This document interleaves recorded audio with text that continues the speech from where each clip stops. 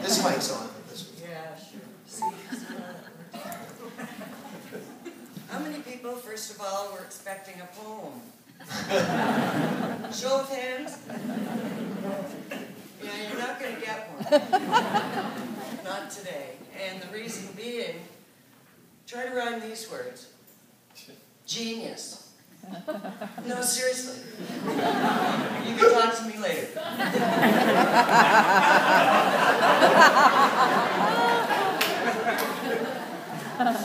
Focused. This is really who it is. Legend. Perspicacious. I'm a doctor now, so I use big words. Stick-to-itiveness. I think we all recognize the adjectives and who they might be describing. Just because I'm not reciting a poem doesn't mean I'm going to stop talking.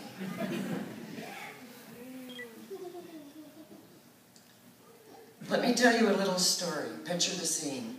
Jack and Helen, 1947. Old Vic at the University of Toronto.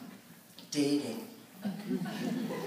Finally, Jack gets up the nerve to say to his girlfriend, Helen, that he loves her. And so, all of you know how difficult that is first time around. And who's going to say it first, or is anybody going to say it? And so he said, looked into her eyes and said, I love you. And she said, well, that's the nicest thing anybody has ever said to me.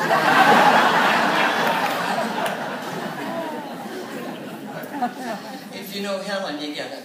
Oh, yeah. I'd like to talk about Mom just for a minute. They were born, Jack and Helen were born in 1949, August. I was born in June, 1950. What did I say? You said born. Oh yeah, I think they were born quite a bit before that. But they did get married, they weren't that young. And I was born in June 1950, August. Oh, come on. Mom, Helen Pierce, Helen Hulse, was a partner, a friend, a devil's advocate, a supporter. Camp Mom, and most recently, Camp Grandma. And not to be forgotten, Director Emeritus of Lost and Found.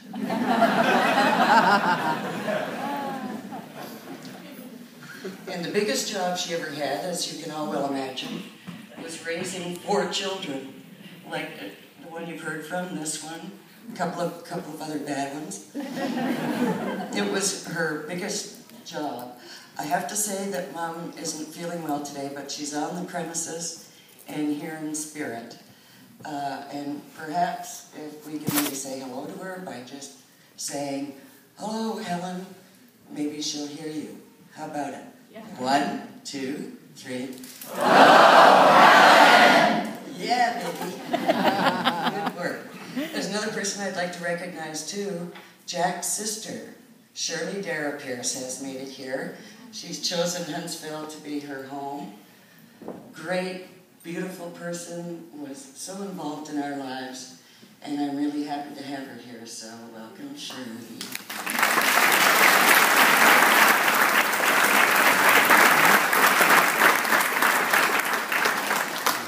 Okay, here we go. I have a book here.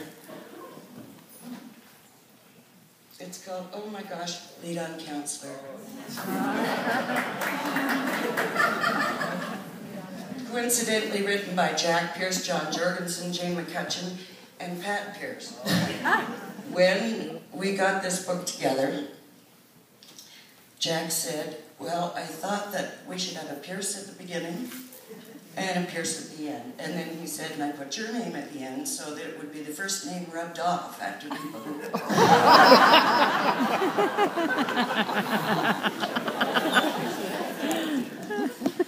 Okay, I just wanted to read you a little bit here. I have a page. Okay. A 13-year-old, and I quote, a 13-year-old daughter said to her father, you can send me to my room to study, but you can't make me learn.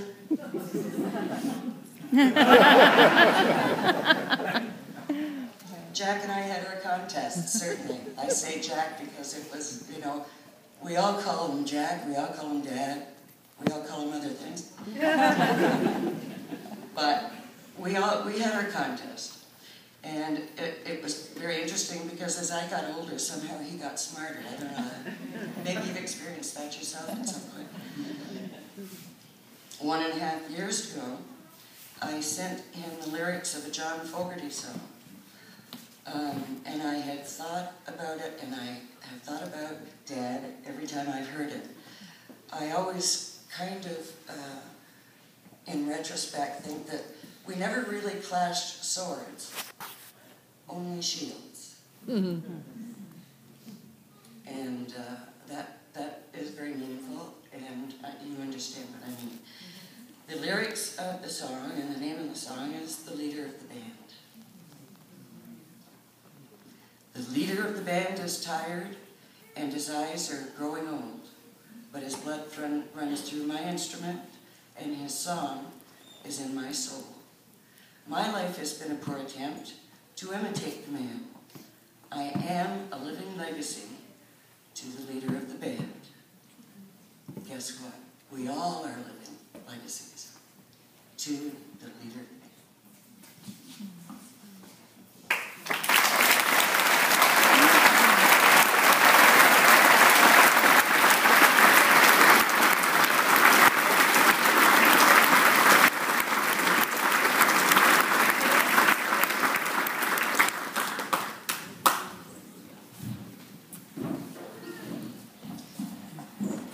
"44 summers our next speaker spent at Towingo. 44. Well over a decade as a director, and over a decade as the principal of the school that bears his name. All in addition to being a part of Camp Dawa, Camp Before Towingo, and a regular counselor on Jack in the Box.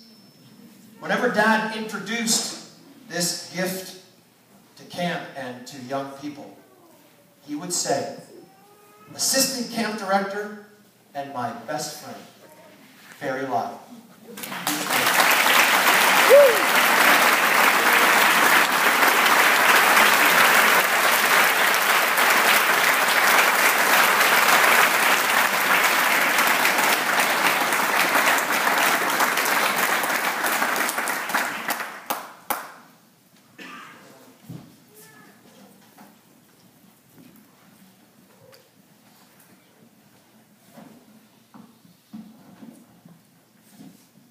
Good afternoon, friends.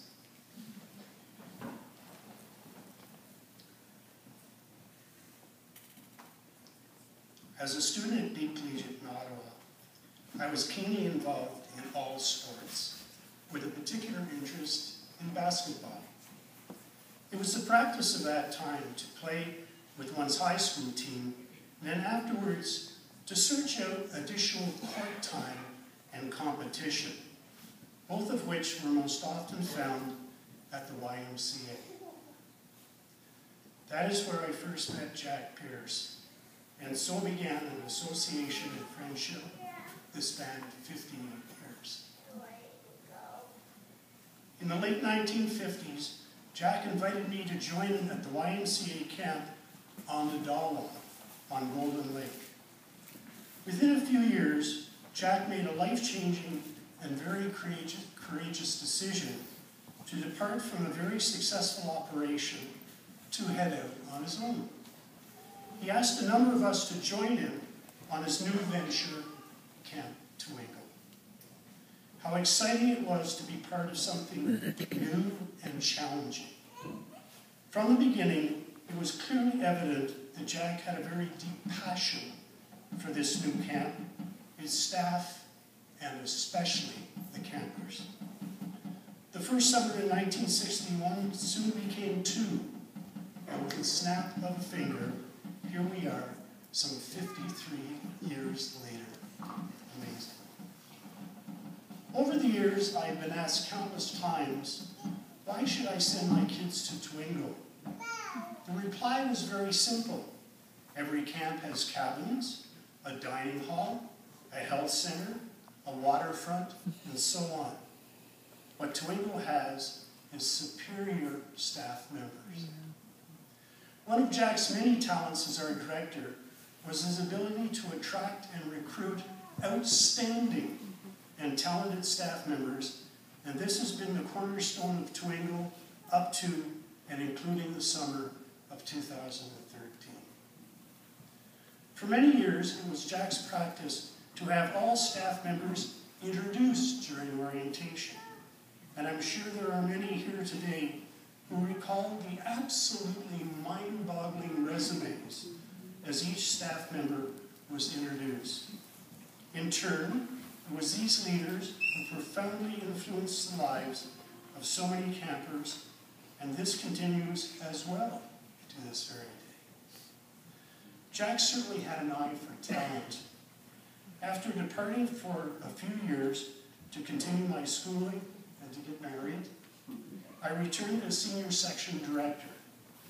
Jack was excited to inform me that he had assembled a group of guys unknown to me at the time, including Mark Baldwin, Andy Bryce, Hugh Christie, Tim French, Jeff Gibbs, Jim Knowlton, Tom Knowlton, Dave Lee, Dan McKeegan, Bill Milks, Hugh Monroe, John Pierce, and others.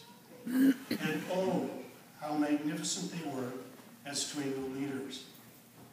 It is interesting to note that in their subsequent professional years, they have all also performed at extremely high levels as lawyer, educator, chemical and nuclear engineer, artistic director, PhD in psychology, university professor, businessman, a pastor, Renaissance man and TV personality,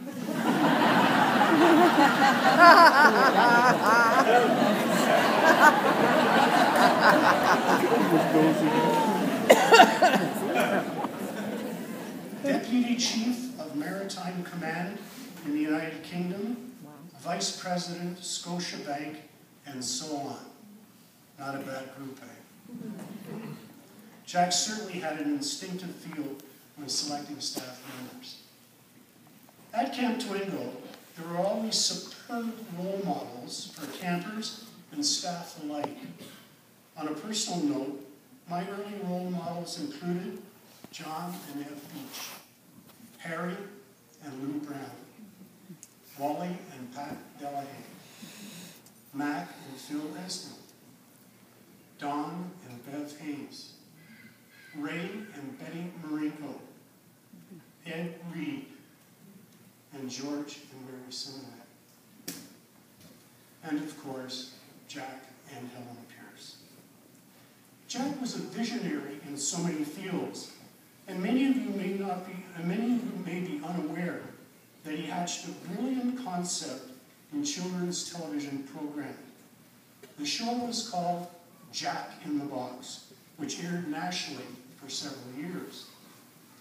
What he accomplished was to bring camp to television. His show had the following format: an opening, a sing-song, games and relays, stunts, skits, a story, and a closing. Does this sound familiar? You bet. This was a recipe for a successful campfire. Now, Jack also included special guests on this show. On one particular day, he invited a magician to perform a number of tricks during the last 6 or 7 minutes of the show. When it came his time, the magician literally froze. The floor director was frantically waving his hands, pointing to his watch and signaling the stretch sign. Jack proceeded to give the magician a number of verbal cues. Well, old magic one, I guess you have a few tricks for us. Nothing. Further consternation from the director ensued. but Jack was always so quick. On the set, there was a decorative bowl of fresh fruit. He spread it over and grabbed a large apple. On air, he said to the magician, "I am going to make this apple disappear right under my nose." Whereupon, he proceeded to quickly eat the apple and said, "Ta-da!"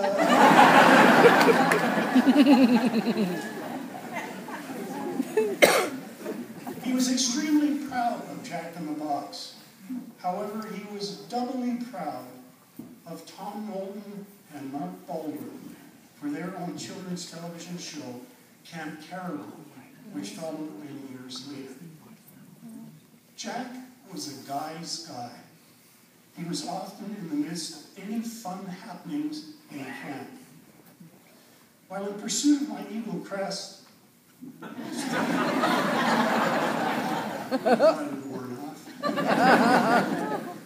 over a half-century ago, one of the requirements, and by the way, which no longer exists, was to replicate a number of bird calls.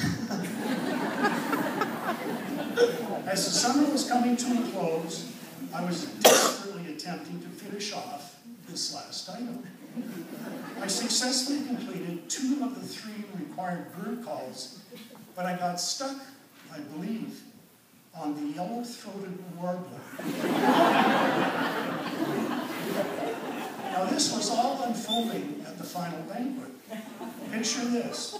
There I was eating mashed potatoes and roast beef and running up to Harry Brown's table to make one of many several attempts.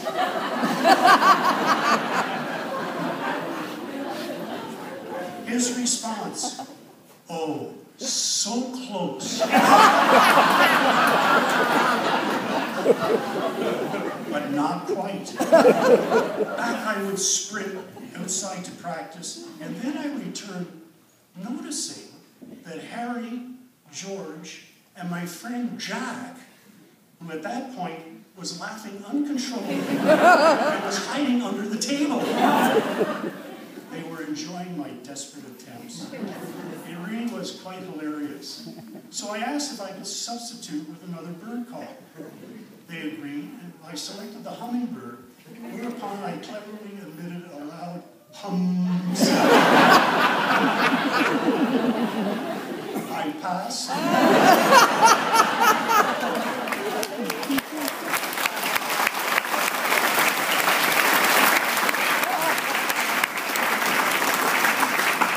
What fun we had. As well, Jack always enjoyed playing softball, particularly on first base and with Pop Pierce as umpire. I also remember the inter-camp basketball games, his golf workshops for campers during interest groups, the construction of the par 3 golf course, his joining all of the all-boys programs, always with elaborate costumes, barbecuing his special cheeseburgers on the terraces with such care and pride, hosting wonderful weenie nights at the Taj fireplace, Jack's snacks at the Taj, and also contacting many of us to review our picks for the NCAA March Madness basketball and how many other enjoyable moments. Although at times firm in his resolve, Jack very often displayed a very soft spot in his heart. On numerous occasions over the many years, I and others approached Jack to aid families whom we knew were in need and were unable to finance a camping experience for their children. He would quietly and thoughtfully ponder our requests, and without fail, and never seeking anything in return, he would simply say, "Please invite them to join us this summer." And just a few days ago, Carol and I were out to lunch in Ottawa, and we met one of the many campers who benefited from Jack's generosity. To this very day, he has very fond memories of his experiences at Twingwood, and there are literally hundreds of others just like him. Many will recall Jack's glare from his table in the top Often after receiving a stare, staff members would approach me and ask, "Uh-oh, what have I done?" In fact, with virtually every glance towards the various tables, he was simply deeply engrossed in thought about some new idea and really was not upset at all. Jack very much enjoyed his meals, and in particular, desserts, especially rice and tapioca puddings. And I can assure you, it took a number of years of leftovers to have them both phased off the menus. For Jack, a plate of creamed peas on toast with a rice pudding dessert, priceless. Over the many years of our friendship, a basic tenet was that we could agree to disagree. I can recall numerous occasions where we were engaged in heated disagreements. However, upon the conclusion of our discussions, we would simply move on with no hard feelings, ever. Yet another beautiful lesson that he taught me. Upon receiving news of Jack's passing, the Lawton family huddled, as I'm sure many of you did, to grieve and to reminisce. What emerged from our conversations with Jeff and Jenny was to imagine if Jack had not followed through with this vision of his, Camp Twinkle.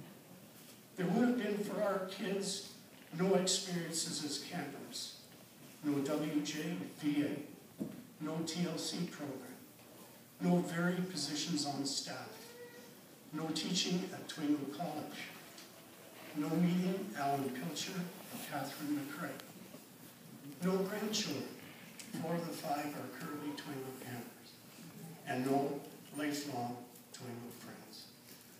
Their lives definitely would have taken very different paths. How many of you here today have also shared similar thoughts?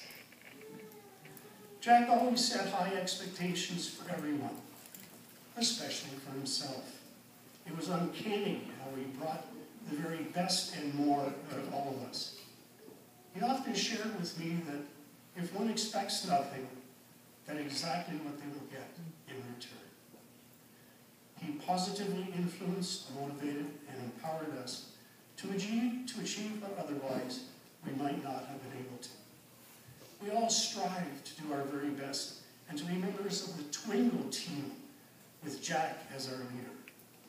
He encouraged us, as we just sang, "We can make a difference."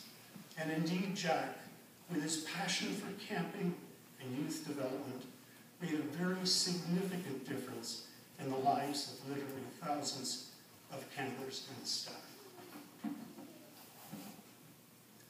Jack loved the telephone, and we would often, like teenagers, spend an amazing